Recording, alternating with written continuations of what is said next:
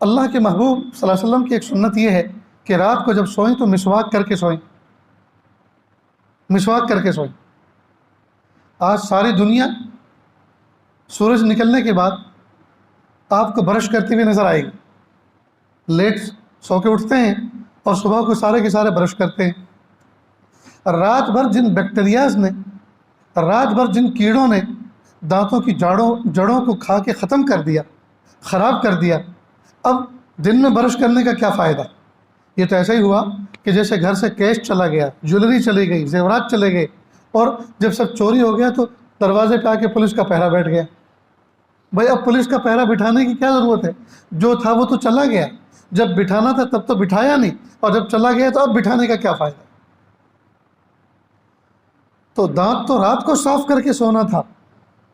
رات کو کھانے کے بعد بہت سے ذرات دانتوں کی لکیروں کے اندر رہ جاتے ہیں، اور وہ برش کے ذریعے سے، مسواک کے ذریعے سے دور کیے جا سکتے ہیں۔ تو یہ کام تو سونے سے پہلے کرنا تھا، تاکہ 5-6 گھنٹے 7 گھنٹے جو آدمی سکون کے ساتھ سوئے گا، تاکہ منہ پاکیزہ رہے، صاف ستھرا رہے اور بیکٹیریا خراب نہ کرے۔ اور جب رات بھر انہوں نے اپنی کارروائی کر کے ختم کر دیا، اپنی ڈیوٹی پوری کر دی، اب صبح کو اس کو صاف کرنے بیٹھے۔